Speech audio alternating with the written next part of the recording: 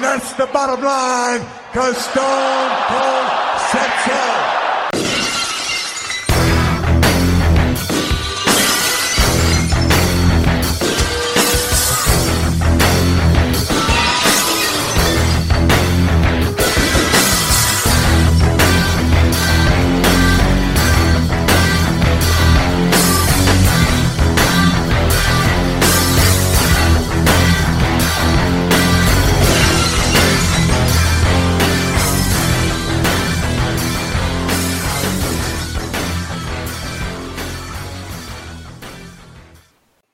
Welcome to the Bottom Line Wrestling Cast, the career of Stone Cold Steve Austin. This week is episode 43, where we're covering March of 1999. We're heading on to the March to WrestleMania at this point. I'm Mike Prue along with JV. JV, what's going on? March to WrestleMania. Well done. Well done, dude. Nothing much. This was, I don't know how you feel about it. Definitely a couple Raws leading up to WrestleMania here have been a little slow. So that's what we're going to cover today. So. Yeah, so we're covering the first couple weeks of March. So from March 1st to about March 14th. Yeah, March 14th.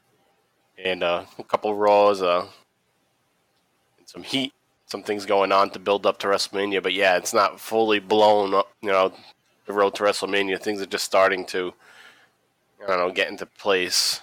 But nothing like totally memorable. No great moments, but, some little things there. Hidden gems, if you will. Like a match with Kane. Mm-hmm. So, that's what we'll get into. And then next week episode will be closer to WrestleMania, so things will probably start to heat up a little bit more on the road to that great match. It's definitely the calm before the calm before the storm right now. Yeah, it's kind of just one of those couple of weeks where there's nothing stand out really. And we've been spoiled lately. So. Yeah, we got a lot of good shit lately. We just had the St. Valentine's Day Massacre last week. We had a great cage match between Austin and McMahon. So yeah, a little lull here now. And we start with a Raw. It's a live Raw from Cleveland, Ohio. This is Raw 301 from March 1st, 1999. And it's going to start with Mr. McMahon comes out. And when we last left off, Mr. McMahon received a teddy bear from The Undertaker. And Undertaker lit it on fire, and McMahon was crying like a little bitch on the ramp. Now he's back, and he wants people to know, like, he can have feelings, and he's a caring person. He has capacity to love, and there's all that. So yeah, trying to sympathize, and right? I don't know, get some sympathy from the fucking audience, I guess. And so in this opening promo with Corporation, he goes out there and he tells Undertaker that he's never going to be embarrassed again, and he wants Kane to be held accountable. So he's going to fire Kane. But China gets him to change his mind. China says, we need Kane. We could use Kane. So McMahon says, all right, yeah, well, you're going to have a match with Stone Cold Steve Austin. And if you lose, you're fired. And China will be fired, too, if Kane does not beat Austin. So McMahon decides, all right, I'll use him. I'll send him after my my arch rival, Stone Cold Steve Austin, and see if he deserves his spot in the corporation. So that's what they do here in this opening segment, is set up the main event. Mankind's going to pop out, and he says, last week I was screwed worse than a White House intern. Another 90s intern joke. Yeah. White House jokes. Yeah, of course. Mankind desperately wants to be in the main event at WrestleMania as a special referee. Paul White is already a special ref. Mankind wants to be the second one. And McMahon agrees that he'll give him another opportunity. Get another chance to be the ref. And you be the ref for the Austin versus Kane match. And we'll see how you do there. And that's kind of sets the stage for this episode. Austin shows up in the back. He arrives, and Earl Hebner comes running to him. Hey, we have a match against Kane. Austin doesn't even give a shit. He's like, all right, I don't care. I got my ticket to WrestleMania. Who cares about that? Hey, also, in that opening segment, Mankind is put into a match. He's put into a match with The Undertaker. And that match goes off. Mr. McMahon is on commentary for that. And he kind of nonchalantly just announces the match. He says, well, there's going to be, like a Hell in a Cell match. Yeah, something like that. Undertaker versus Big Boss Man at WrestleMania 15. He says it like so weird. It's just like off the top of his head. Yeah, there's going to be a little match. Little Hell in a Cell match. No big deal. Yeah. What's funny about him when he books the match between Mankind and Undertaker is he kind of butters him up. Yeah. So it's like, oh, you have the best track record against Undertaker. Right, that's right. Yeah, he does. Yeah, it's just funny how he... And he mentions the Boiler Room Brawl. Yeah. That they had in that same very arena. McMahon always fucking with Mankind. Always. Non-stop. So playing with his emotions. Yeah. Playing with a man's emotions. What you doing? So Mankind and Undertaker have this match, and like I said, McMahon's on commentary. Undertaker's actually going to punch Vince McMahon on commentary, which was pretty cool. Undertaker's about to chokeslam McMahon through the announce table, but Big Boss Man's going to come down, make the save, and hit Undertaker with the nightstick, and then jump into the crowd and run away as the ministry starts to swarm the ring and go after Big Boss Man. So Mankind technically wins here. He gets a count out victory. So he gets another opportunity to be the special ref. He gets one more chance. And that chance will be cashed in on the next episode, overall the following week. But we get to the main event here. It's Kane along with China versus Stone Cold. And that match kicked off at 1 hour and 21 minutes. It's going to go to the close of the show. And again, if Kane loses, Kane and China are both fired from the corporation. Austin comes down to the ring. He attacks Kane immediately. He's going to take a huge back body drop and then a vicious clothesline from Kane. Yeah. Good, just hot start to the match. Looked really good. It's immediate aggression by Stone Cold. Yeah. And then just, boom, Kane overpowers Stone Cold, starts to trade, but then, Kane obviously gains control. Yeah, so they go back and forth on a few good spots in here. I was pleasantly surprised when I'm watching the match because they've had Austin Kane matches, and especially if it's on Raw, you're just like, there's going to be some kind of screw job finish, and it's probably only going to be like 5-minute long match.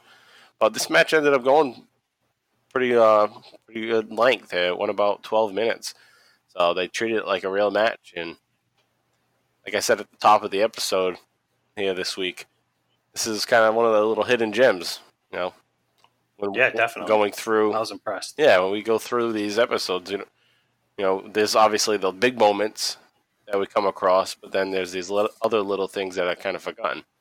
So, good match to go back and check out if you're going to check out anything from these episodes that we're covering this week. So, yeah, Kane, Austin going back at it. Earl Hebner's the ref. He pisses me off as always. Yeah, he's definitely the low spot in this match for sure. Yeah, that's the bad part of the match is the officiating at the end. Kind of just makes you forget how good the match really was. Yeah, which it was because I urge listeners to go back and actually check this match out because it is really good, and you can tell Stone Cold's into the match. He's like not overselling, but he's selling more than usual. A lot of Kane's moves, like just the way he's taken bumps in the corner when Kane would throw him into the corner. Like he hits one, Kane throws him into the corner, and he like bounces off and goes like 15 feet in front. Like, yeah, just it's like he's really going over the top for Kane. Right, it's like he's warming up for WrestleMania. He's like, I got to have some legit matches leading up to WrestleMania because I got to be in good shape for this. So it seems like what's going on because he's going to have that's a good point. He's going to have back-to-back matches on Raw. When the hell's the last time we've seen that from Stone Cold? Yep. He doesn't have matches that often. If he does, it's probably a tag match where he doesn't do much. Yep. And it's China helps a lot in this match too because it basically becomes like a 2 versus 1 match. Yeah. Yep. Because she's always getting involved. on the outside and stuff. And she's got these big boots on. They're like stripper Yeah, boots. they're huge. And she's like digging them into Stone Cold outside against like the bike racks and shit. It's funny. All right, so let me just kind of wrap up the match here. So you got Kane's working on Austin's back at one point with a bear hug. So that's like the low point in the match, and they're going to go for the finish there. But Austin battles out of that bear hug. Austin goes for a stunner. He gets pushed off, and then you get the ref bump. So bumps into Earl Hebner. Earl Hebner's out. China gets on the ring apron. Kane tries to set up a tombstone. Austin wiggles out of it and pushes Kane into China. And then you get the kick, and you get the stunner. But Earl is still out. Austin is covering Kane. Earl just gradually comes to. He gives a 2 count because China pulls him off. And then Earl Hebner doesn't even notice that that it happened. Yeah, like he floated or something. Right. So Austin's about to go for China, but Kane makes the save with the side suplex. Paul White comes down to ringside, and Earl Hebner starts counting Austin and Kane out. Double count out. Kane's going to break the count, get back in. He climbs the top rope. He's going to hit his Kane clothesline. Classic Kane. And Austin kicks out of that 2.5. Austin low blows Kane and begins to stomp on Kane in the corner. And this is what pissed me off about Earl Hebner, is that Earl Hebner is telling Austin to stop kicking Kane in the corner. So much shit has gone by the wayside in this match. And now Earl Hebner is going to yell at Austin for kicking Kane in the corner. And then he's in his face. He's like all pissed off about it. It's like, fuck you, Earl Hebner. It's like, how about some consistency, buddy? Austin even looks at him too, like, fuck out of here. You get like right after that spot, Austin's gonna hit the Luthez press and do the series of punches. And then Earl Hebner's like pulling on Austin's trunk, like mad at him that he's giving him a series of punches. Like, fuck off, Earl Hebner. So Paul White slides a chair in, and I guess it's supposed to be meant for Kane, and it's pretty shitty because he like basically just gives it to Austin. The way he slid it in, Austin was right there, and he slid it in, and Austin picks it up. Austin nails Kane with the chair twice, and it's shady. Well, it looks shady on his part. Right. And they wanted it to look like that because it's going to be part of the story. Yep. The Rock's going to question whose side Paul White's actually on. But you just had Earl Hebner yelling at Austin for doing the Luthez press and doing the series of punches and also kicking Kane in the corner. That Earl Hebner lost his mind because of that. But Austin gets the steel chair and fucking nails Kane with it twice, and Earl Hebner doesn't say a damn thing about it. Not a peep. What the hell is that? He went full like AI. Like did do not compute. Just not paying attention. Oh man, just so many inconsistencies, and it just came within a minute. He's trying to enforce the rules, and then a chair shot. Nah, no big deal. The only thing that would have made that segment worse would be like Jay Sully commentating it. Yeah. What do we got here? We got a chair. Jay Sully. It's funny you bring that up because Straight Up Steve Austin is coming on, debuting this week. And the first guest is Rob Riggle. Is Jay it? Sully. That's funny. That's funny. What are the odds? Yeah. All right, so you got China in the ring. Austin's going to go after her. He misses. He's going to swing and swings and misses. China slides out of the ring. She sneaks back in just seconds later and low blows Austin. Hebner wasn't looking, of course, but who knows if he would have done anything or said anything. It's hit or miss with Earl Hebner. But, so she gives that low blow, and Earl Hebner doesn't even notice it. It's like, how do you think Austin fell to the ground randomly? But, yeah, there's that. Kane's holding Austin's arms behind his back as Paul White comes into the ring. Paul White is going to go for the big boot on Austin, but Austin ducks, and it hits Kane. Austin pegs Paul off as his music plays, and that concludes things here. So, no finish to the match. So that's the unfortunate thing, is that you had this good match and then it just fell apart at the end. So, good match, but the lack of clarity with the rules, Earl Hebner just kind of put a little damper on it, but it's still a good match nonetheless, but we just don't get a fucking finish. Yeah. And we needed one because there are stipulations. Yeah, like legit stipulations involved. Like, come on. Right. Somebody was going to be fired if Kane didn't win. Like, lose your job and shit. Right. And then they just ignore it and they go off the air. So, there's that. And so we don't really get anything solved. On the world title scene, The Rock's the champion. He's got to get in his workouts in. His work. Yep. So he has a match with Road Dogg, and it's not much of a match, but this is the return of Road Dogg. He's back from rehab, or he's back from his kayfabe injury, but he's back here, and he has a world title match, and nothing really there. The Rock hits the rock bottom, corporate elbow gets the win. Yeah. Just, match over. Yeah, just a little warm up there. And I thought it was weird. They play the Mankind commercial during Raw. I don't know why they would just keep it in there. But Mankind does the Chef Boyardee commercial. Yeah. It's on the next episode of Raw, too. Yeah, it's on the next 2 Raws. It's on the Heat. They just leave it in there. But it's cool. It's cool to see that Mankind's actually getting some mainstream appeal. Back in 99. I didn't realize that. Yeah. He was, I didn't think he really got big mainstream appeal till, he wrote his book. Right. You know what I mean? That's when he kind of, everyone's like, oh, the wrestler that wrote a book? Yep. Yeah, he becomes very much known for that. Yeah, Chef Boyardee, shit. That was the shit. Everyone ate that. 99 cents, get a whole fucking can of ravioli. Yeah. I used to love that ravioli. Me too. I still do. It's just terrible for you. It is. It's all salt. Yeah. Jesus. All sodium. Yeah. I'm all old now. I feel like shit after I eat it. All swollen. Give me some. Why am I so wake up? You're all fucking dry and shit. Why am I so thirsty? All right, so let's move on down to Heat 32 from March 7th, 1999. And it's going to start off with the promo, The Rock, about Austin, which when watching the previous Raw, I was thinking, how come they're not building up this main event to WrestleMania? What the fuck's going on? They're like, no, give it to Heat. Yeah, they put it on Heat instead. So The Rock's going to come out and he's going to cut a promo on Stone Cold to kind of hype up the match. So take a listen to what The Rock has to say about Austin here in this clip. WrestleMania 15, The Rock and Stone Cold Steve Austin.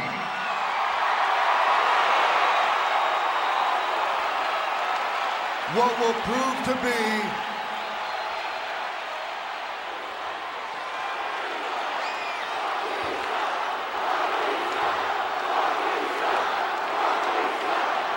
Well, they love The Rock, don't they? Yeah, they sure do.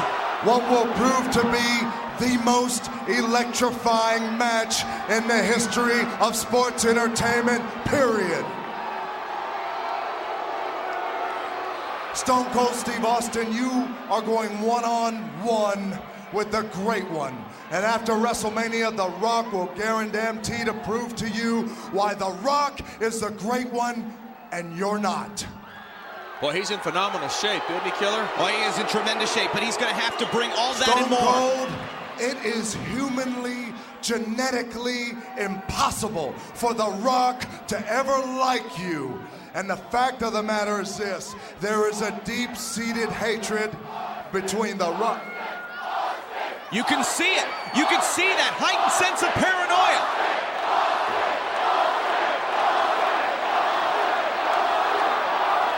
There is a deep-seated hatred between The Rock and Stone Cold. And as far as for The Rock is concerned, the greatest book ever written is the one titled The Rock versus Stone Cold. And the beauty of this book is this, is it has infinite chapters, which means, Stone Cold, for the rest of your natural-born life, The Rock will be kicking your monkey ass all over God's green earth. Pretty big talk. And when it's all said and done, all The Rock's smoke is cleared. The millions and millions of The Rock's fans are through chanting his name, and you and The Rock float up to that big WWF in the sky, and you look at The Rock and you say, hey Rock, hey great one, thank you for the memories. Don't be surprised if The Rock shakes your hand and says, no, thank you. The Rock pulls his hand back and slaps a taste out of your mouth for being the biggest piece of Texas trailer park trash. Walk in God's blue heaven if you smell what The Rock is cooking. All right, this promo that we just played there for you. This is again one of those other things I was saying, like with the Kane match, is that this is a hidden gem. This is what The Rock has to say there is fucking so true. When he says, when it's all said and done, the millions and millions of The Rock's fans are chanting The Rock's name, and as we float up to the WWF in the sky, you will say, hey, great one. He's talking about Austin. Hey, great one. Thanks for the memories. The Rock will shake your hand and say, no, thank you. And then The Rock will smack the taste out of your mouth because you're the biggest piece of Texas trash. But he's saying it right there is that, we're going to have hell of a matches. We're going to be remembered for having these great matches. And this is just prior to their first in the trilogy of WrestleMania matches. Since this is coming up on this week's episode, go look back over the past couple of days. The Rock actually posted on his Instagram about Stone Cold. Oh yeah, because Stone Cold, talks very highly of him or whatever. I forget. Stone Cold says something in a podcast about The Rock, or whatever. So The Rock addresses him in an Instagram post, and it's like few sentences and stuff, but it's kind of like this, like how they put each other over. And he's like, if I was carving the Mount Rushmore of wrestling, Stone Cold would be the first person I carve. That's cool. On that son of a bitch. Yeah. So reading this, it's like, yep.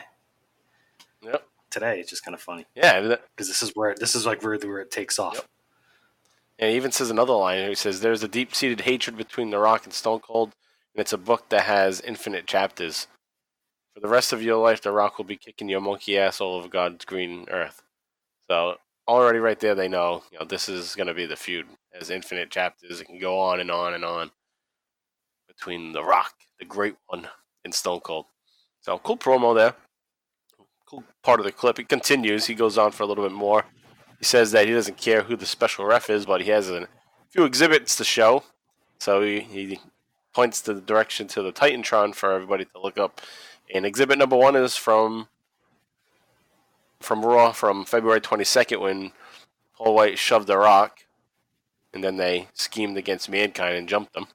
That's exhibit 1. Exhibit 2 is Paul White tossing the chair into the ring, which we just covered in that Kane match. But The Rock questions who the chair was really meant for. Is it for Kane or was it for Stone Cold? Exhibit 3, Paul White misses the big foot and kicks Kane. The Rock says he doesn't want to jump to conclusions, but he claims that Paul White has a lack of testiculitis. Between Mankind and The Rock, there's a whole lot of talk about testicles. Having balls. They are.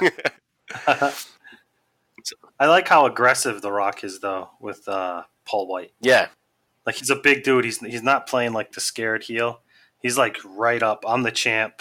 Right. I'm not backing down. Like, this is, you're fucking new here. Right, exactly. Yeah, you're new here. I'm the champ here. And just to go back to Instagram post quick, I just really want to mention it. So The Rock 2 days ago, so Stone Cold was on some talk show. I don't know which one because I don't pay attention to that shit. Promoting his show, which actually airs tonight on Monday that we're recording. And he's like, I'll just quote it quick. "Appreciate the kind words from the toughest son of a bitch I've ever danced with. When you think about who belongs in the Mount Rushmore of pro wrestling, Steve Austin is the first one I carve in that mountain. He was my mentor, great friend, and helped me develop my ring psychology, which is critical to master if you want to draw money in the wrestling business. Our WWE feuds became legendary, and our chemistry was incomparable. Thanks for taking this punk kid under your wing and showing him the ropes to greatness and sexy bald heads. Congrats on your show. Looking forward to watching it. Duck my clothesline. Hit me with your stunner. 1, 2, 3. Let's go home." That's awesome. That's great. Yeah, and So before that, though, Stone Cold is like, "Oh, what don't you like about The Rock? Like, what's one bad thing you can say about The Rock?" The host asked Steve Austin. He's like, "Oh, well, he copied my damn haircut," which is funny. Yeah, it's funny now to see that. So That's I just great. thought I had to bring that up because I meant to mention it to you the other day, and I just fucking spaced it out. Yeah, that's a fucking nice quote. All right, so The Rock wraps up his promo, and he does his typical, you smell what The Rock is cooking. The fans at this point are, like they like to join in.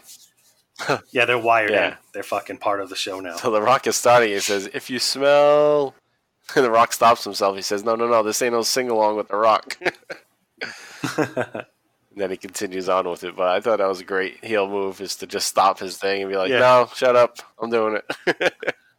Great way to reinsert. It's like, I'm a heel. Don't cheer me. So throughout this episode of Heat, there's going to be the backstage search. Paul White is looking for The Rock. The Rock's looking for Paul White. Howard Finkel, though, he's like the go-between. He's like playing both sides of the fence. Which is weird. When the hell is he involved? Like, why? Yeah. Why is he involved? Has he ever done this before? No. Like, I can't think. I don't think so. Like, not even in like the 80s. The only time that he was ever involved in a story was when he had his feud with Harvey Whippleman. Yeah, so definitely not. He's never done this before. Yeah. All right, so Howard Finkel runs right up to Paul White backstage as he enters the building. He rats out The Rock. Says, "The Rock just cut an interview on you in the ring and buried you like a ton of dirt." Fucking shit starter. Yeah, bullshitter. So Paul White's like, "All right, I'll go find The Rock." And then when The Rock shows up, Howard Finkel goes to The Rock and says, "I just saw Paul White, and he is hot." Like, angry. But The Rock responds, Like angry. Yeah, we know. "Yeah, no shit. I'm talking wrestling. Like, I have to explain what hot is." Yeah. Yeah. But The Rock responds with, "I always knew you were a little like that, a little fruitcake." Because Finkel said, "I just saw Paul White, and he is hot." So Rock's acting as if Fink thinks he's good looking. So Fink's like, no, I mean he's angry. He's angry. So Fink is fucking stirring up the shit. The Rock ends that little portion, that little segment with the Rock ain't hard to find because ain't nobody around here look like The Rock. And the same is true about Paul White. Nobody around there looks like Paul White either. Fucking 7 feet tall. So The Rock is searching for Paul White. He goes into the women's bathroom. He says, "Oh, you might be in here," because he likes to squat when he and they cut it off. He doesn't end up saying it, but he squats when he pees. And then you get Austin arriving in the backstage too towards the end of the show at 38 minutes. And you're going to get a little promo at the end of that show where Paul White and The Rock. And Paul White comes down to the ring. He's got a fucking backwards hat on and a shitty baseball-style jersey. Yeah. Pele. Do you remember who that is? It's a Pele. brand, like a clothing brand. Yeah, I know, but did you? I don't even remember that. I remember it. Yeah. I remember like Fubu. Yeah. That was like Fubu. It was like Yeah, the it's same kind of style. like that. Kane Goal. Yeah. Fucking Paco. I think you were the Pele one the next week. I don't think it's this one. Oh, this one doesn't say Pele. No, I thought he wore a blue one that says Pele, which was this one, and a red one that says it too. I didn't notice that it said that on the blue one. Yeah, he's wearing blue in this. Yeah. And Yeah, I think I'm pretty sure he has like this generic backwards hat on. It's just blue. Yeah. He looks ridiculous. Yeah, he's a giant, and to make him look like he's like a kid. Yeah. Like, dude. Oh man. If I was 7 feet tall, I wouldn't dress like that. No. So he comes out, "Hey Pebble, I can smell what you're cooking, and it smells like BS to me." Pebble. So stupid. "You are in so much trouble.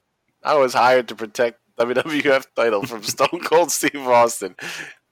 It's funny because you sound like him. Just not a thing like that. "You are in so much trouble." Yeah. Says, "Your paranoia is the problem. Step in my world and face me like a man." It's a fucking that was scripted, and it came off that way.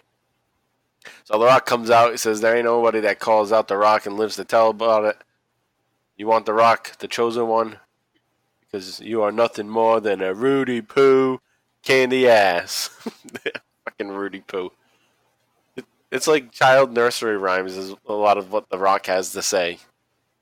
He's gonna beat your candy ass, you're a Rudy Poo. Some goofy shit that he says that everyone just gave him a pass on because he was cool and executed it cool, in a cool way. But he says some dumb shit. So Stone Cold music even hits, and Paul White heads up to the ramp because he wants to meet him. But Stone Cold has something else in store for The Rock. The Rock is waiting in the ring. Austin comes from the audience instead. He comes up from behind The Rock. It's the stunner. Paul White turns around. Austin is pegging off Paul White as he turns around. So Paul White looks dumbfounded. And it's funny because week after week, up to this point, Paul White's he's been brought in to make sure that Austin doesn't get the WWF title. And he screws up every week. like he's just this big dope that can't get the job done right.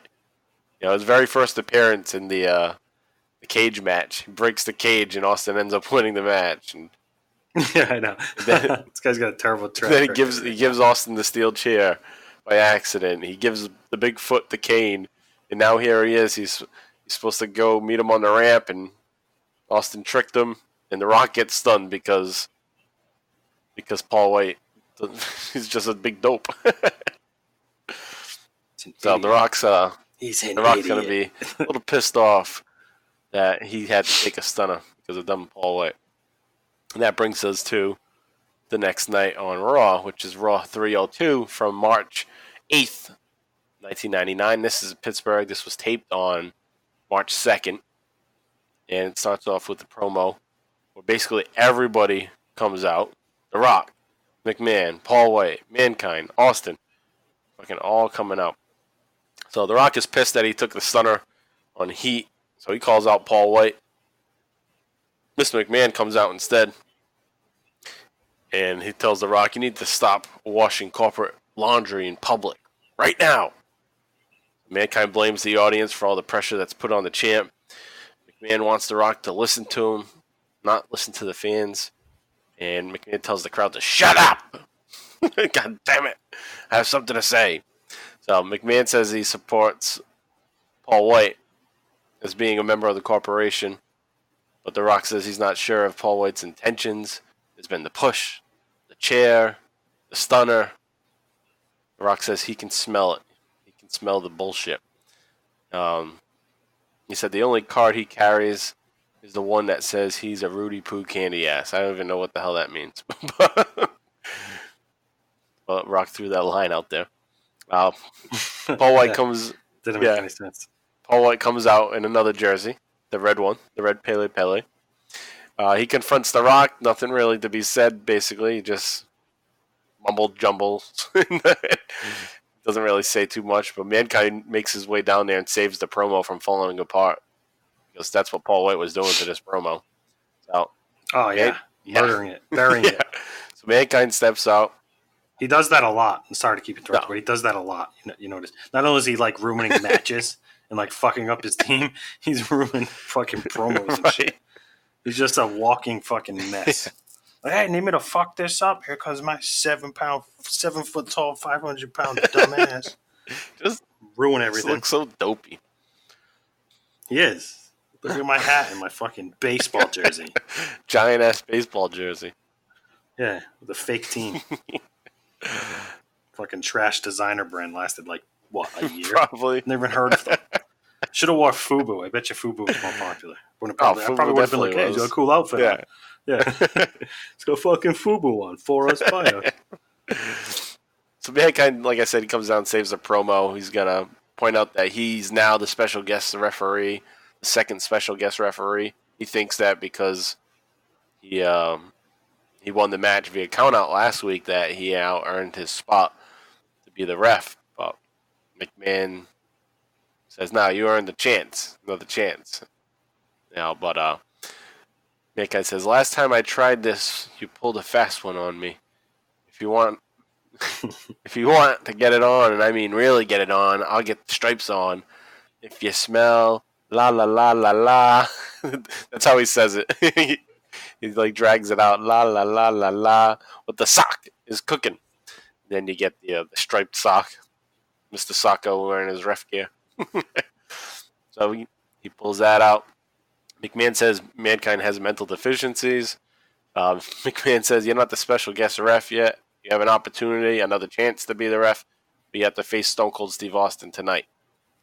There will be an unbiased guest ref, Paul White. So Paul White's going to be the special guest ref in this match between Austin and Mankind. So another week, another match for Austin, another good opponent, one of his best opponents up to this point. He had great matches with Dude Love and Mankind the past couple of years. So Austin's going to come out, and let's take a listen to what he has to say. You are.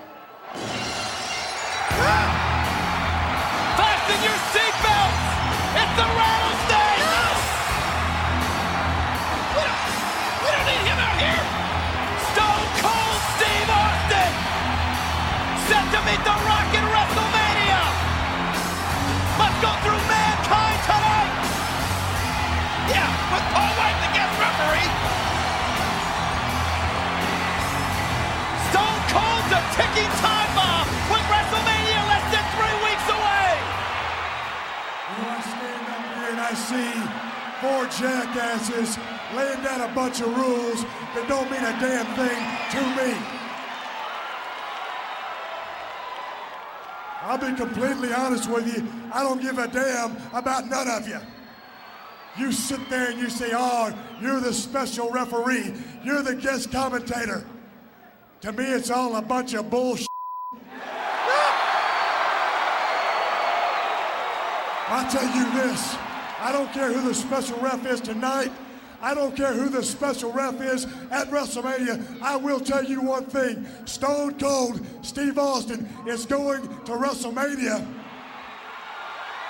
And when that match is over, you are looking at the next WWF champion, and that's the bottom line, because Stone Cold said so. King, tonight we could get a pretty good idea of what may happen at WrestleMania. It's nothing really crazy there. Austin just pointing out, WrestleMania, I'll be the next WWF champion. That's the bottom line. He doesn't care. Special ref, special commentator, whatever. He says, to me, it's all just a bunch of bullshit. Do whatever you want. And, I've mentioned this before, but here we are at WrestleMania, and it's Austin going for the title. And once again, for the 3rd year in a row, Austin has a special guest referee in his match.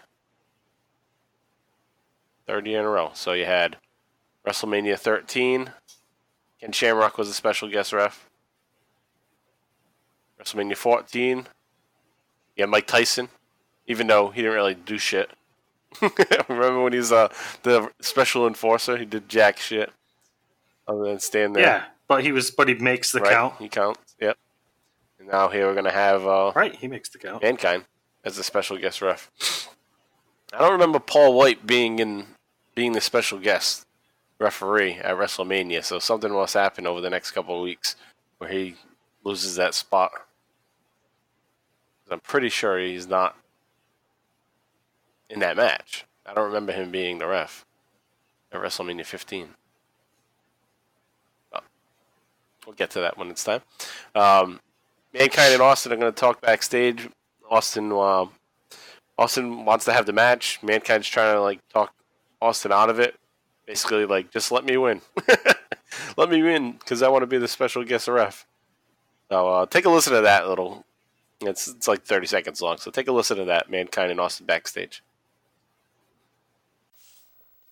Steve, I called you here because I really think you should just let me win this darn match. That way I can referee the big one at WrestleMania. I can't let you win anything, Jagger. The fun and games is over. I done told you I don't care who the special referee is at WrestleMania. Why can't you understand that? No fun and games, brother. I'm not there to beat your sorry ass. Well, I don't want to get my sorry ass beaten, but if you change your mind, give me a little signal.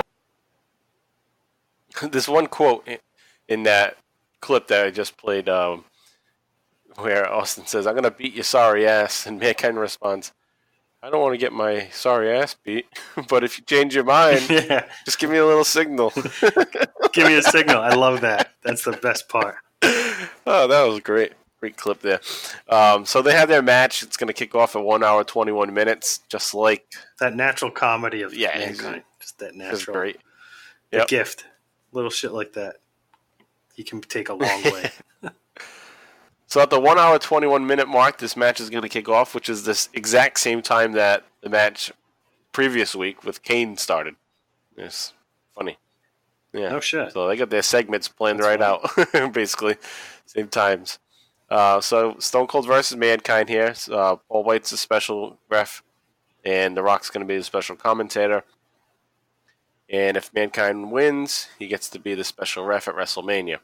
Paul White just looks awkward again. Paul White's checking the boots, and Austin's like, "Nah, fuck, what the hell are you doing?" Yeah, get out of here, bro. Shoes him off like he's a fly. But he's huge. It's so funny to see him stand next to Austin, just how much bigger he is. His arms look like the size of Austin's torso. So this match is going to kick off. Austin's going to go for a stunner very early. Mankind avoids it. He rolls out of the ring, gives him a nice clothesline, and then a toss onto the steel steps. Mankind tosses Austin onto the announce table, and Mankind's about to jump from the top rope. Austin moves. Austin does a back body drop onto Mankind onto the table. He starts to stomp on him. And The Rock is bitching about Paul White not doing a good job controlling the match because it's all chaos. They're outside the ring. They finally make their way back into the ring. Mankind gains early control. He's punching away in the corner. Austin's going to roll out of the ring again. Mankind follows him back outside of the ring. And Austin starts to gain the advantage outside the ring. And he slams Mankind into the steel steps and rolls him into the ring. Mankind fights back. At that point, he slings Austin into the ropes. And he gets the sleeper hold on Austin. And this is the old classic spot that we've seen so many times in an Austin match. Austin's going to counter the sleeper with the jaw jacker. And it's been a while since we've seen that spot in an Austin match. Yeah, he went from using it often. Yeah, to not using it for a while. To, we're not really seeing it as much. So again, it's another warm-up. He's, practicing some of his spots in these past two matches, in the Kane match and this Mankind match. That gets followed up, though, by another Austin spot, which is the leg it's like a leg drop on the rope. Like the guy will be laying on the rope, kind of like Rey Mysterio setting up 619. You get the guy laying on the rope, and Austin comes from behind and gives a little leg drop to the back. Mankind moved, and Austin bounced off the ropes, falling back onto the mat. So he missed the spot there. Paul White is slow counting. I mean, it takes him forever just to fucking get down on the mat to make a count. But he's intentionally doing some slow counts for both of them. Yeah, he's purposely being a douche. So at one point, the guys double clothesline each other, and they're both down. So Paul White starts to count, and he goes from 4 to 6. And I thought it was so funny because on this past Extreme ECW livecast that we did for Super Summer Sizzler Spectacular, I was doing a countdown, and I went 5, 2. I skipped 4 and 3, and just went 5, 2. So remind me of that. So I can't count, and Paul White can't count. It makes sense that he can't count. You can look at him and be like, "Ah, that guy can't count." Yeah. So fun, such a stereotype. He's tall and huge and jacked, and he's got to be something wrong with him. He can't be perfect. Oh, he's dumb. There you go. Yep. Got it. So they get up, and Austin is in control, and Austin gets a 1 count, and he starts to argue with Paul White. Mankind comes up from behind, gives him a kick to the gut and a double arm DDT. Mankind pulls out Mr. Socko. The Rock wants Mankind DQ'd because the sock is a foreign object. So The Rock's on commentary. He calls Paul White the R word. So not only Kane being called that, Paul White is also being called that by The Rock. And it's just so crazy to hear it nonchalantly on TV. Whereas today it would be like the end of the world for that to be said.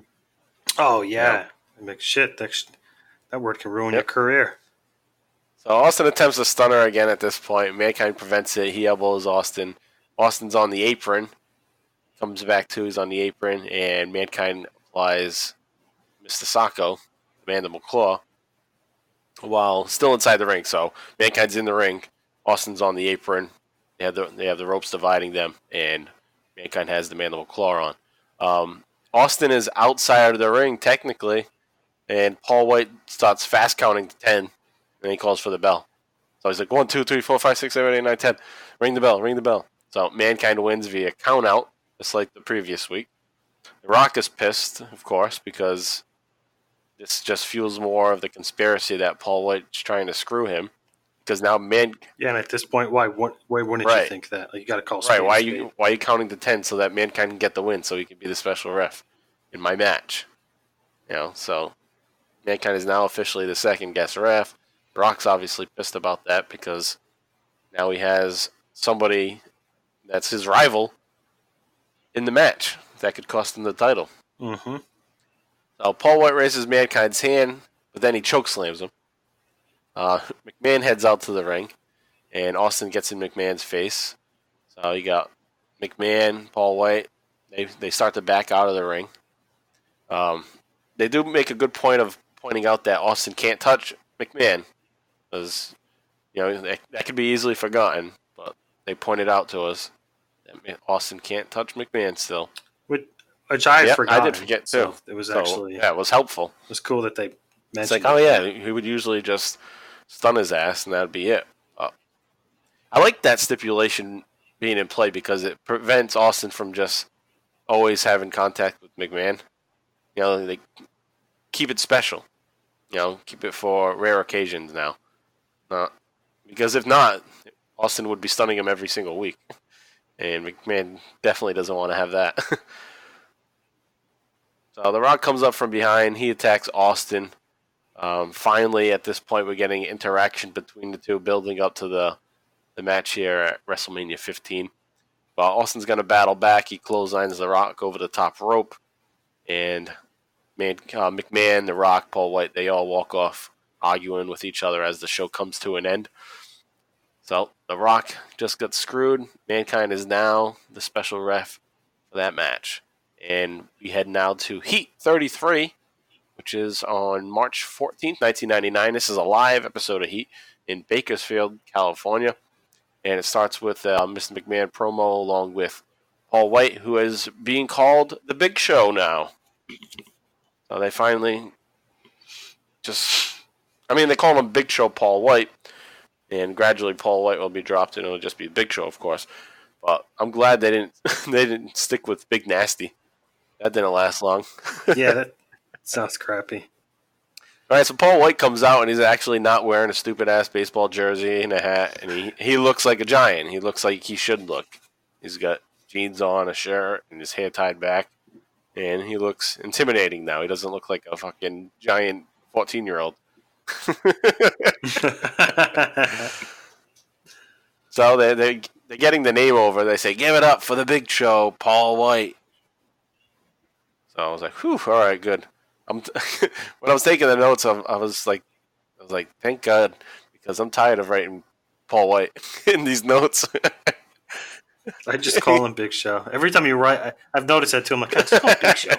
The fuck he is. I know. So, yeah. Then I forget for some reason. Like I know it's Paul White. My head's like, is it right or white? Yeah, it's a weird spelling. Yeah. When you're reading it, it's just. So McMahon mentions that The Undertaker will not be here tonight, and McMahon's promoting that Undertaker will appear on an episode of Poltergeist, which will come on right after Heat on the USA Network. So Undertaker getting some television appearances. Just crazy. He's like the Ministry of Darkness, and don't forget to watch Undertaker on Poltergeist after Heat. So McMahon says he'll explain to The Rock later on what the role of Big Show will be at WrestleMania. So they're already kind of backing away from Big Show being the ref. So they'll have some plans for what Big Show will do at WrestleMania. But McMahon introduces Mankind. Mankind has his ref shirt, his button down with the painted on stripes. Classic look. McMahon wants Mankind to also face the Big Show at WrestleMania. So they'll have Mankind versus Big Show at WrestleMania. Says the winner will be the single special ref. Well, so that's what happens then. That's right. Yeah, so they'll have their match. Mankind's going to win. He becomes the special referee. So McMahon is kind of just making this difficult for Mankind to just be a damn special referee. It's like another stipulation. Like, nah, you're almost. Yeah, they're really like running this guy into like a fucking. It's worse than like a Google interview, like job interview. Jeez. So Mankind is pissed with that because he's been having all these matches. He had a match with Undertaker, he had a match with Austin, and here we go again. He gets fucked over. He has to have a match with Big Show. So Mankind's pissed off. He attacks McMahon. Big Show's going to intervene and drop a huge elbow drop on Mankind. Like Big Show like jumps up into the air, comes down with a nice elbow drop, and then McMahon kicks Mankind, kicks him while he's down. So Mankind beats up some refs. As all the refs come down, Mankind's starting to go after all of them. Shane is at commentary, and Shane runs off. He runs away. So Mankind wants his match tonight. He doesn't want to wait until WrestleMania. He wants it tonight. So Test is coming out for his match at the same time, and Mankind's music. And Mankind is walking. He's walking to leave, but because of how pissed Mankind is, he attacks Test also. I was like, that's nice. That's cool. So legit pissed off Mankind. So Mankind attacks Al Snow also with the steel chair. He attacks Draws. So he's just losing his shit throughout the night. And Mankind says to Vince, we can do this all night. If Big Show won't come to me, I'll find him. And this has become like the common theme on the past couple episodes here, is that there's going to be these search parties in the locker room. Yeah. The hunt. Someone's always getting hunted. Vince and Big Show appear on a Titantron at 22 minutes into the show. He tells Mankind to wait and not push his luck. Mankind says he's going to find a Big Show tonight. So Mankind continues to cause chaos backstage throughout the night. He attacks the Hardy Boys, and Christopher Daniels was backstage in the locker room with the Hardy Boys. And yet here, Christopher Daniels today, he's been bald for a while, but here back in 1999, he had some hair and he got his ass kicked by Mankind. And I don't know what more comes of Christopher Daniels in WWF at that point. I don't remember much. So probably nothing. I was just going to say, probably nothing then. So The Rock arrives at the building, and that brings us to the closing segment of this heat. So you got The Rock and Big Show, and Big Show is told to clear out the ring. Dr. Death and JR were just cutting a promo, so Big Show comes down, they leave. The Rock heads out. He's pissed. McMahon runs out like a parent trying to prevent a fight between his two kids. He like all concerned, like, hey, knock it off. Because The Rock and Big Show are getting sick of each other. So The Rock wants to lay the smackdown. They start to go blow for blow. Finally, they're going back at it with each other. Big Show holds The Rock up for a chokeslam for like 5 seconds. 5 to 10 seconds. Yeah, it's a while. Like just waiting for Mankind to show up. Exactly. With the So chair. Mankind finally gets there and hits Big Show with the steel chair. And then again in the back of the head. And then Big Show punches the chair and it bounces into Mankind's face. They're like, he punched through the chair. Like, He punched so through stupid. the chair. Does that? Yeah, Michael Cole says that, dumbass. right? No, he just punched the chair and it went into his face. So Big Show chokeslams Mankind onto the steel chair. And The Rock is starting to finally come to at this point because he was knocked down. And Austin's music hits. And the crowd goes crazy. I had a note here. It says, this is like, he's like Hogan at this point. You don't see him often.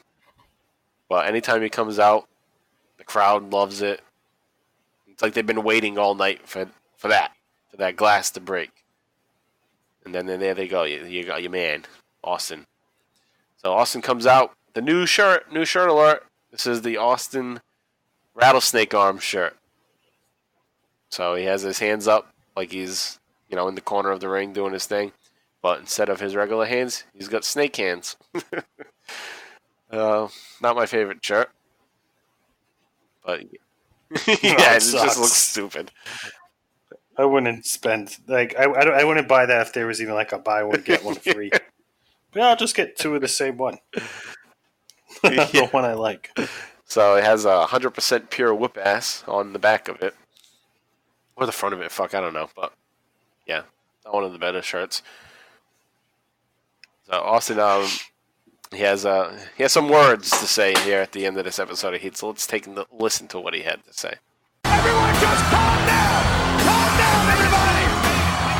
Let's just chill it out! Chill out! Come on, What if, Rock? 1 minute. What if Stone Cold and the Big Show are in on this thing together?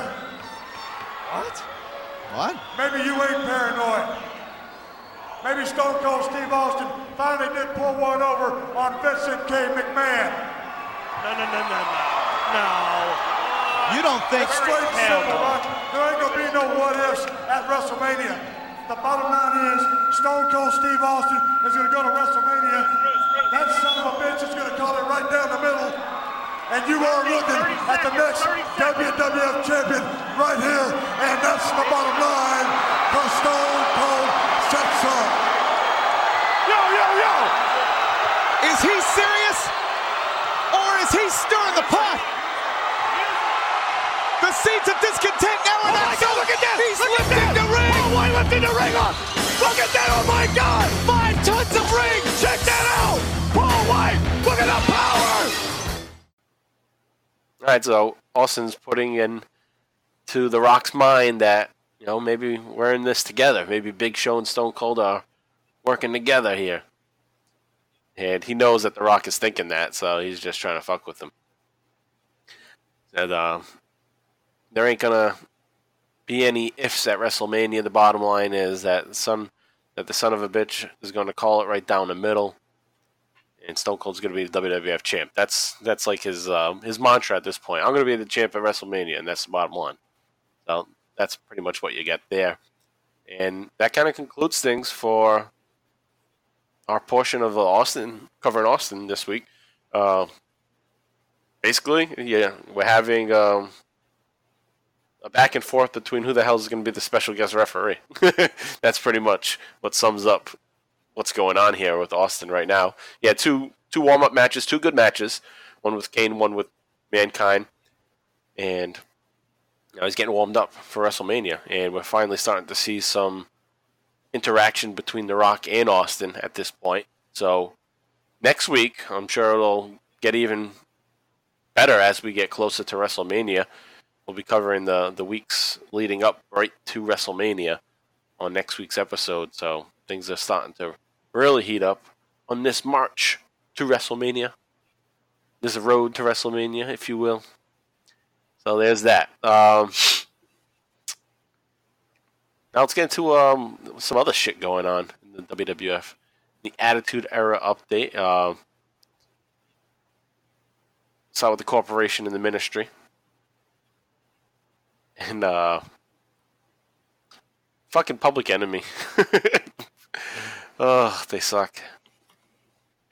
Big time. This guy's horrible. They're like fucking trash version of the Dudley Boys. That's a good one, yeah. Like fucking doppelganger. And I did like Public Enemy at a point. Yeah, but not at this point. Not in 1999. You did? Oh, I never liked them. They look like some of my neighbors growing up.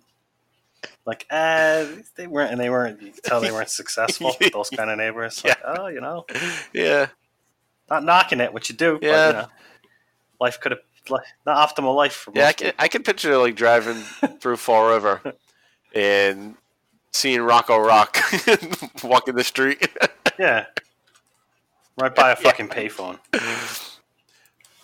All right, so they're involved. They have a feud going on with the Brood, and they come out dressed as the Brood. And the promo sucks. Like, the things they have to say are just horrible. So, Yeah. they had that. They get their ass kicked again anyway. But Undertaker actually does have a match on Heat. He kicks the shit out of Kurgan. Then the Ministry beats up the Oddity, so that's pretty cool to see. Fuck them. Just what, a year and a half ago, Kurgan was supposed to be like Right. this big deal. Now he's a fucking oddity. Now he's a clown. I mean, but yeah, you got fucking John Tenta, Golga. Man, what a shitty stable. Golga beat fucking Hulk Hogan. He's an oddity. An oddity beat Hulk Hogan. Broke his ribs. Sent them packing for a while. Fucking made me cry as a kid. I was all fucked up. Yeah, they had. Watch my hero get demolished by fucking Golga. And they even had people send in postcards to Hulk Hogan. Yeah. Hopefully gets better soon. Yeah. 1990. Fucking Golga. Growing up sucks. Yeah. Reality hits you. Oh, really? You learn. It was Golga. Fucking killed Hulkamania. Alright, so we got the Big Boss Man. He's playing a major role in the feud between the Ministry and the Corporation. That's who Undertaker's going to face at WrestleMania. So, Yeah, he's got big balls. yeah, Big Boss Man. He's no pushover. Yeah, this version of Big Boss Man wasn't bad. Yeah. I know you don't like the I didn't like the cop. the blue Boss Man. You like the black Boss Man. Yeah. Yeah. Dark Boss Man. Yeah. Boss Man Black. So they're on the hunt for the Big Boss Man. They beat up jobbers backstage. The Ministry does. Undertaker's giving orders to all the members, and like, you go here, you look for Big Boss Man over there, and they all got their stations of where they need to be. So Undertaker threatens Big Boss Man. He says, "You will come face to face with your maker, the Lord of Darkness." Just more dumb shit that the Undertaker says. So McMahon orders the Stooges to keep an eye on the Ministry. So they're backstage with fucking flashlights on their heads. They kind of like dress like druids. They're backstage in the dark. They run into the Godfather's locker room, and Godfather kicks the shit out of them, out of the Stooges. Undertaker comes back out. They kick the shit out of Draws, Steve Blackman, and the Godfather. And he says, "Boss Man, how many innocent people are going to be hurt tonight before you come out of hiding? There will be a sacrifice." And based on the beating of Godfather, I always thought it would have been cool if Godfather had been sacrificed and became Papa Shango and was in the Ministry. Yeah, that would have been cool. It's a missed opportunity there. That would have been really cool. Yeah, they dropped the ball there. That would have been a cool character in that. He could even have been like the higher power. Yeah, he could have been like Right. controlling the Undertaker. But the Godfather did bring the hose. People want those hoes. Do I want Papa Shango, or do I want to see the hose on TV? The whole train. Those bitches made video games. They make it into a video. That's funny now that now I'm thinking about it. You know, he was the Godfather, and he was Papa Shango. You know, he's got like a dad thing going on. Yeah. And then there's Kama, Kama Mustafa, Yeah, Kama. in a He's the supreme abusive fighting dad. machine. Yeah. Beat the shit out of you, kid. All right, so Big Boss Man shows up. I love this because they're looking for Big Boss Man all night, and he just shows up. Like, he just arrives at the building and is like, "What the fuck's going on?" Like, "You're looking for me? I wasn't even here." So he shows up. He goes right up to the Undertaker. It's like, "What's the problem, man? What's going on?" So the Ministry jumps Boss Man, and they hang Boss Man on the Undertaker symbol. Boss Man gets loose from it, and then Undertaker sets it on fire. The symbol's on fire. Paul Bearer's on the phone. I don't know who he's calling, but he's on the phone with somebody. And then the police come, and Undertaker willingly gets arrested. He sticks his hands out. He's fine. He's not fighting it. McMahon runs to the police car in something that reminded me of a skit we've already seen with Austin and McMahon. But now it's happening here with The Undertaker. McMahon comes running. I guess you're not so damn tough now. You're going to rot in there. That's the only safe place for you is in jail. You threaten me. You threaten my family. Hey, McMahon, got to give it to him. He's consistent. But I was thinking when all this is going on, I'm like, maybe they're doing this because, hey, it worked with Austin. So let's try to get The Undertaker over a little bit more and have McMahon work with him. Have a little feud. Because, I don't know, Undertaker's kind of boring at times. So being with McMahon might spice things up a little bit. Now that's what's going on in the ministry. But DX and the corporation, that's the Shane feud is going on here. Triple H and China have a feud going on. Shane McMahon's involved too. So you got those things going on here. But on Heat 31 from February 28th, Triple H versus China. X-Pac's going to chase off Shane around the ring. China's nailing away on Triple H at this point in the match. Triple H is about to hit the pedigree, but Kane's music hits. Triple H gets distracted. China gives him a low blow. Kane chokeslams Triple H and then gives him a tombstone. And then the next day, Owen Hart and Jarrett have a match against DX, Triple H, and X-Pac. Deborah goes out there, distracts the ref while X-Pac is pinning Double J. Well, X-Pac goes outside to argue, and Shane McMahon comes in, slams him into the steel steps. He runs off. X-Pac chases after him. It becomes a DQ. But then we get, over the next couple of episodes of Raw, we get Growing Up in Greenwich, the Mean Streets of Greenwich promos with Rodney and Pete Gas talking about how Shane McMahon's the toughest dude in Greenwich. Well, he's the European champion right now. Yeah, he's the European champ. And he's like, a lot of people, they fight, they fight because, their living situation, they're poor and, they have to scrap. But, we do it because it's fun.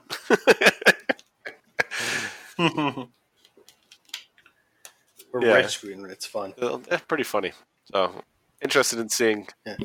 We're the fucking 1% and we can. Yeah. Basically. Pretty much what they're saying. On Raw 302, X-Pac has a match with Test. That's my chair, sorry. And I guess basically happens here is China's going to clothesline Triple H. Triple H gets on the mic, says he's sick of this, and he wants China's ass in the ring. He wants to humiliate her. So now Hunter is searching for China. So another search. Another search going on. Another backstage search. Where's China? Where's Triple H? And then the following week, actually later in the show rather, China comes out to the ring, calls out Triple H. So she's not hiding. She comes right out and says, hey, I'm right here. So Triple H comes out, the lights go out, Kane appears, and Triple H has China held in the middle of the ring. And a full soda comes flying right into the middle of the ring and basically hits Triple H and China in the middle of the ring. And I was thinking to myself, okay, you're at that event.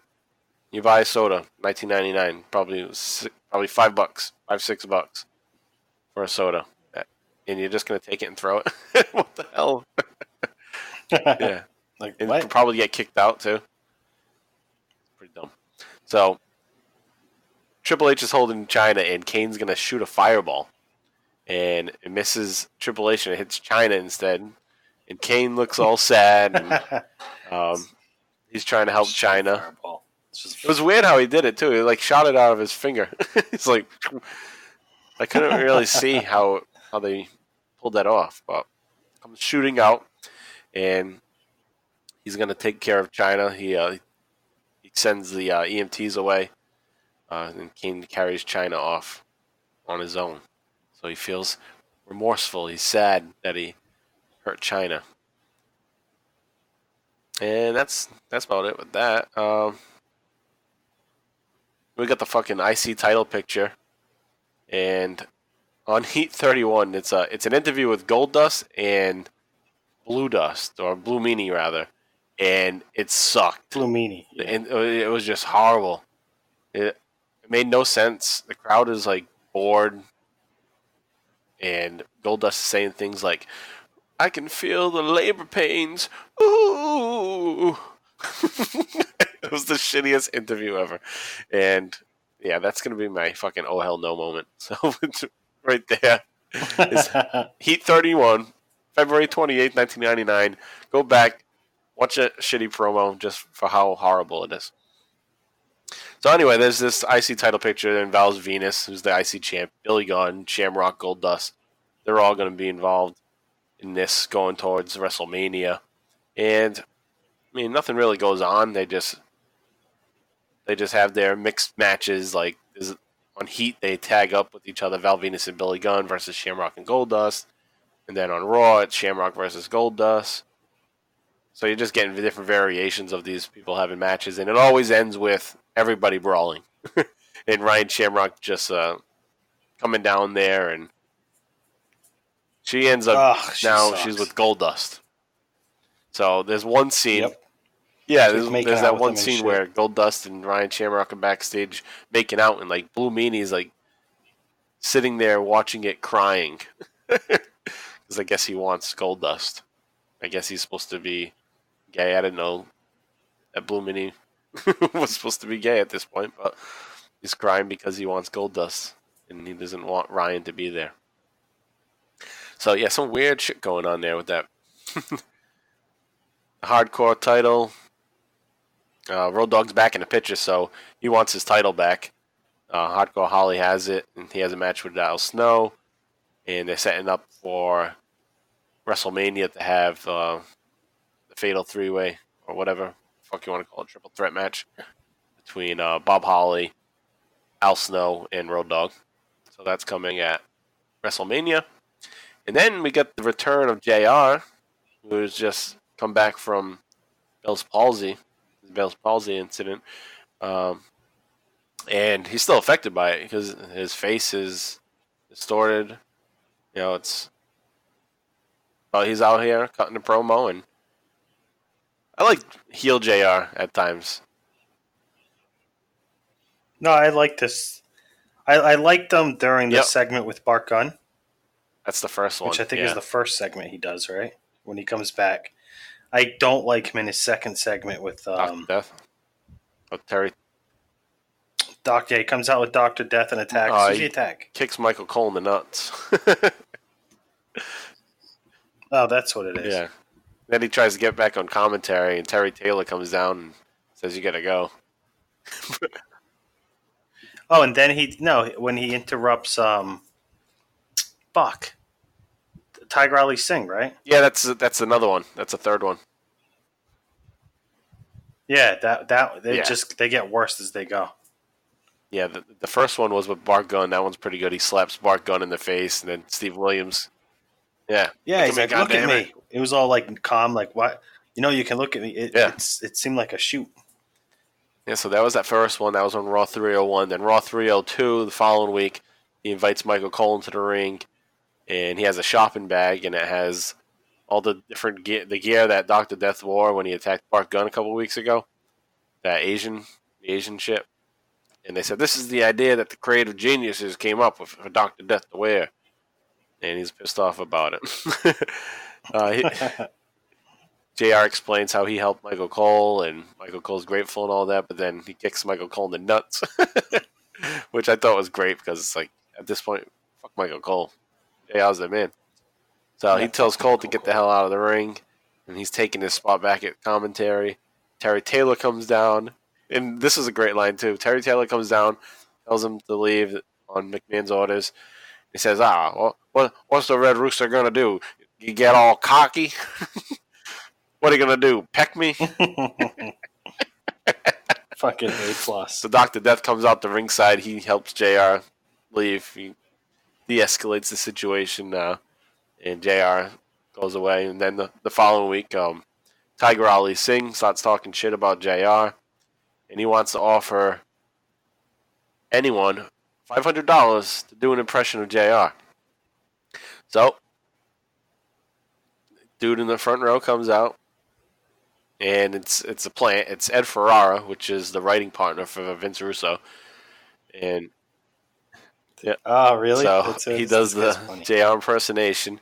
And it's funny because he's often talked about doing the JR impersonation in the Bell's Palsy in WCW later this year, later in '99, when Vince Russo and Ed Ferraro go over to WCW and start taking over the writing there.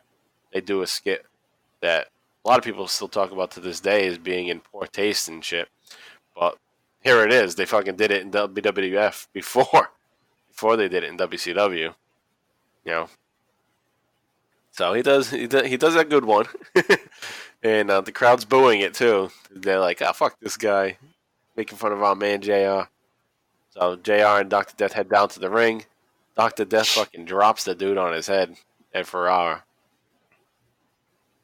Like, very shitty belly to belly. Yep. Like overhead he just basically tosses him right back.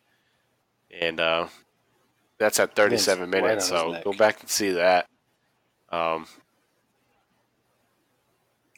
Yeah, pretty brutal. JR mentions that he wants to get back to work, and McMahon wants Big Show to clear the ring, and that's when you get that final promo at the end there.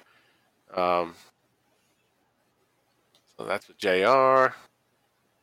Fucking D'Lo Brown, Mark Henry. Mark Henry's not in the picture right now, so basically it's D'Lo, and he's dealing with PMS still, and all that shit is just blah. D'Lo does have a decent match with Owen Hart on Raw 302, the Steel City Street Fight, and just a couple of things to take away from there is that they're whacking each other with a cookie sheet, but Lawler starts talking about Isaac Hayes and starts talking about sucking on my chocolate salty balls, and it just seemed funny to me that they would bring that up. They start fighting on the ramp. Jeff Jarrett's going to toss a guitar to Owen Hart. D'Lo intercepts it, nails Owen Hart in the head. D'Lo picks up the win, and Owen is all busted open. So nothing crazy going on there.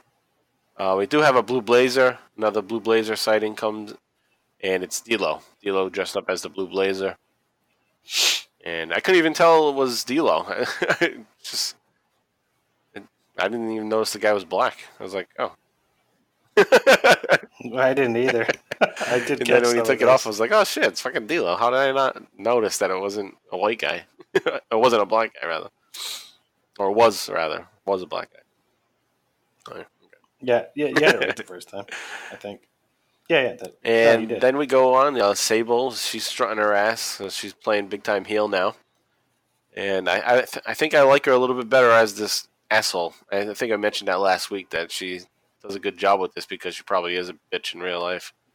So, or she just does a good job playing one.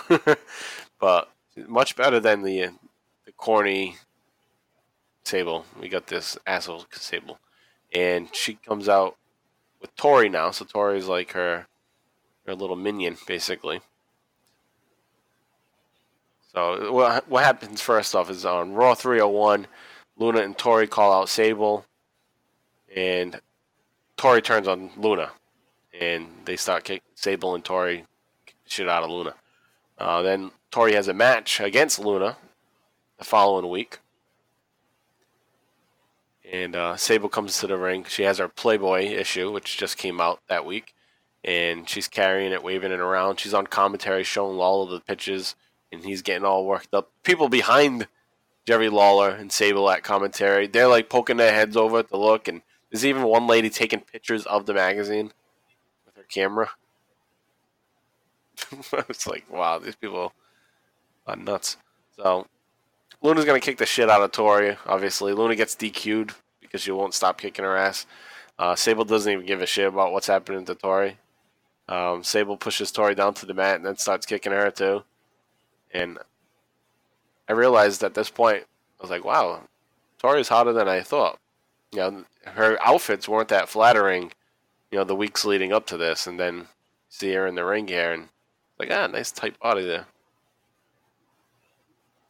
Yeah, yep. Oh hell yeah, black pants. And then we get a nice debut here on Heat 32, March 7th. You get the debut of Kurt Angle. So Kurt Angle's sitting ringside. This is in Pittsburgh, so it's his hometown. Tiger Ali Singh is going to offer $500 to anyone who will blow their nose in the American flag. And I couldn't believe the amount of people that would be willing to do that. All the people raising their hand. Tiger's going to point out that there's an Olympic gold medalist here, and he calls Kurt Angle out. Says he wants him to blow his nose. Kurt Angle says no chance. He's not going to do it. Tiger offers him $2,000. He says forget about it. And then the next offer is $5,000. Kurt Angle says he'll do it. He's pretending like he's going to do it, and then he gets to the Indian flag and he blows his nose in the Indian flag. Yeah. Which is crazy. In today's day and age, right. imagine blowing your nose on the India flag. It's like, what did India ever do? Just because he's a heel? You're gonna... Yeah, that's what I'm thinking. Like, was India bad in the 90s? Like, they're not bad now. Like, bad. I think that's all subjective, but objective. So Tiger starts to beat the shit out of Kurt Angle with the U.S. flag. Angle's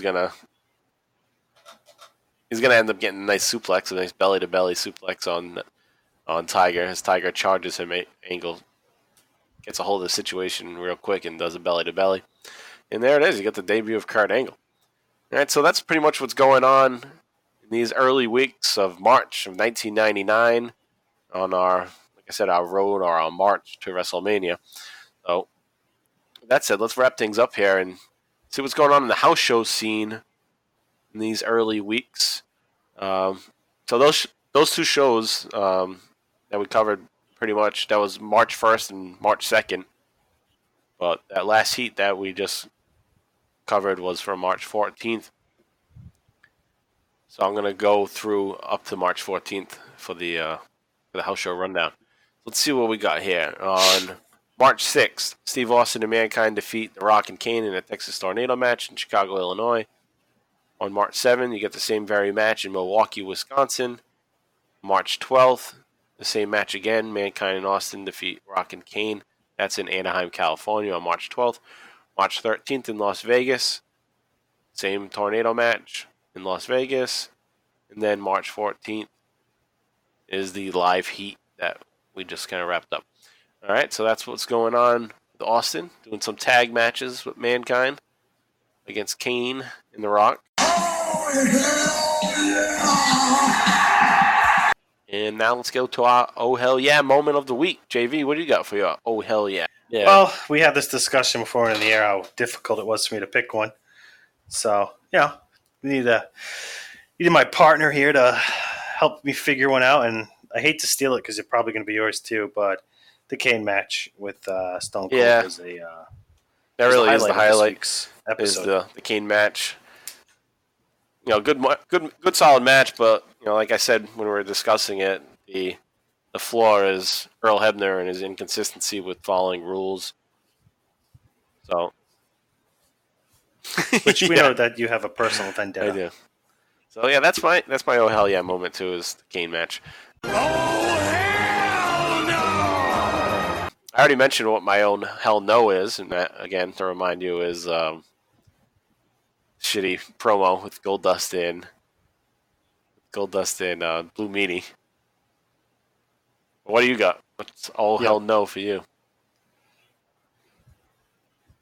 My Oh Hell No moment would have to be. These are always tough. I wanted it to be an Austin moment, but I don't think that's going to happen. So I'm going to have to go with the Jim Ross segments.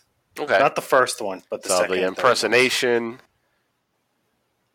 Because I think they caught heat with the first one, and then they just they didn't do it right. Like, they didn't need to put Dr. Death by his side again. It was just like, are they trying to get this guy back as a job? But then obviously they don't. Yeah. So I feel like they could have gone more with that with JR. Maybe position somebody a little stronger on the card to help him. But I know they wanted to play the whole. That's his boy. Dr. Steve Williams, JR's guy, Alabama. Mm-hmm. Yeah. Oklahoma, rather. All that bullshit. And it's just Steve Williams is old at this point already. Yeah, like, you didn't need his ass on TV. He didn't belong on TV in the Brawl for All. Right. So what the fuck you doing bringing him back? Nothing comes of it, really. All right, so yeah. So they could have given him someone better. But no, that's his boy, so that's what he wanted to work with him. Yeah, I don't think so. So that doesn't really drag out, right? Yeah. Like they just kind of like end it, right? mean, we'll keep our eye on it, but yeah, I don't think it goes much further than this. Yeah. All right, so yeah. But they could have. Imagine that, you know? Who knows who they could have put on his side? Probably the fucking That's true. Big Show. Yeah, fucking everything up in the corporation right now. All right, so next week we'll it's not really we'll be needed. moving on to the rest of March. So we'll get through March 15th Raw, the March 22nd, which is the go-home show for WrestleMania. So we're going to conclude the build to WrestleMania next week. And then the following week we'll do WrestleMania. We'll be covering the match. We're finally at that match. We'll also do a special edition watch-along episode of the match, as we do with all the WrestleMania main events. So that's what's coming up in the Bottom Line Wrestling Cast. I want to plug a couple friends of the show here, like Talking Taker. Talking Taker is the coverage of The Undertaker's career.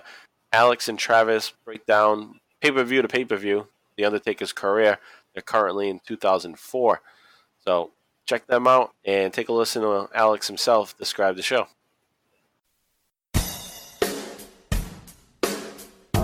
Dead man walking. Oh, hell yeah. What's up, Stone Cold fans? This is Alex Dorio, one of the hosts of Talking Taker. And along with my co-host and fellow creature of the night, Travis White, we are digging up the career of the dead man, one pay-per-view match at a time, on a podcast journey that's a lot like what you're listening to right now on the Bottom Line Wrestling Cast. So if you're enjoying what Mike and JV are doing here, going through the career of Stone Cold Steve Austin, come check us out as we explore The Undertaker's 3 decades of destruction. We're right in the midst of the Biker Taker era right now, so you can jump right in or start over from the beginning and hear us discuss The Undertaker's side of the story from his many battles with the Rattlesnake, The Rock, Mankind, and more. We're available on Apple Podcasts, Google Play, YouTube, Spotify, and more. And you can also follow us on Twitter, Instagram, and Facebook at Talking Taker. Thanks to Mike and JV for letting us plug the show, and take her easy. What? I said take her easy. Hey, also check out Booking the Territory, the unprofessional wrestling podcast where they cover NWA, WCW Saturday night episodes from the 1980s. And this week they'll be covering April 16th, 1988. That'll be on Thursday. And then they also have their Smoky Mountain Wrestling Recap show, which is getting towards the end. They're at episode 156. And that's January 21st, 1995. Those episodes come out on Sunday. So again, that's Booking the Territory, the unprofessional wrestling podcast.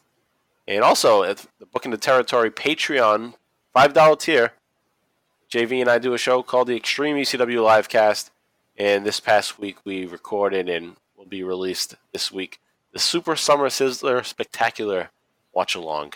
So we had fun recording that and watching that this past weekend.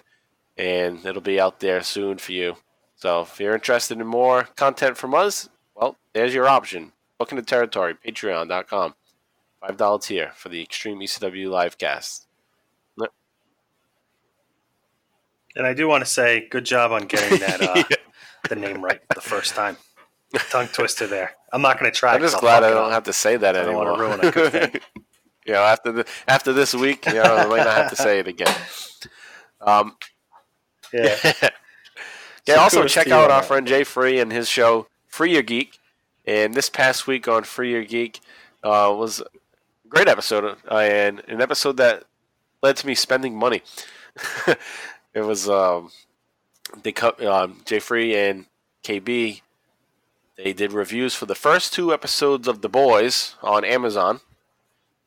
And I watched the first episode so far. I didn't watch the second one yet, but watched the first one, and I was listening to it. I was going to a time capsule, comic book store, and as I listened to the review, and I hadn't watched it yet, I didn't know anything about The Boys until I heard, some details from Jay Free, and he mentioned that it was a comic, and I was like, oh shit, all right. And I ended up buying almost the first 20 issues, and I've read about half of them at this point, so I enjoyed that. So definitely a good show. He also did a review for Batman, the Black Label, The Curse of the Dark. What's it called? The Curse of White Knight. Curse of the White Knight, yeah. So they did Curse a review of the White Knight, which is a follow-up to White Knight from Batman White Knight. 2 years ago already? I think came out 2 years ago. But now, yeah, pretty sure it was 20. It had to be 2017 because that's the year I went to Comic-Con and met the writer there. Yeah, so he does the writing and the artwork. Yeah, so yeah, this is a good show for you, geek, and different every week's a different topic, a different thing to for you geek about. So this past week was kind of like a comic related one, but there's all different types of things he does. TV shows, games, movies. So anything that would be considered geeky, it's on For You Geek. So check out that show. You can reach out to us on Twitter. You can find me at MPRU83. And you can reach out to JV at John Van Damage. And our show at Bottom Line Cast, all on Twitter. Also, we have a Facebook page at Bottom Line Cast also. Spread the word. Like I said, the past few weeks, our listens starting to pick up even more. So thanks for helping spread the word. We're available on just about every platform. iTunes, Stitcher, Podbean, Spotify, TuneIn, Google Play, Radio Public. Basically anything. So if you're trying to tell your friend about a show, just tell them to search Bottom Line Wrestling Cast, and I'm sure they'll get it whatever podcast device, app, whatever it is that they use. We're there. So thanks so much, guys. Also, if you do have iTunes and you do listen to us on Apple Podcasts, please consider leaving us a 5-star review and a write-up. That helps out a lot with the algorithms and shit. I think they do. At least that's what the podcasts say. So I'll go with that. All right. Yeah. Here's some bullshit we're gonna feed you to get you to fucking do all the social media shit. Yeah. Gotta figure out the algorithm. For all I know, it's nothing. It doesn't do shit. It does. Yeah. It sounds like it makes sense. It sounds truthful to it, though. I mean, it sounds like there's some fact behind that. No. But they don't fucking know the algorithm. You know how much the algorithm costs? Thing's probably fucking. All right, JV, anything else before you head out? All right, so next week we'll be back at it. That's it, man. Closer to WrestleMania 15. So thanks for listening, guys, and we'll be back next week. I'm Mike Prue along with JV, and we are out of here. So long.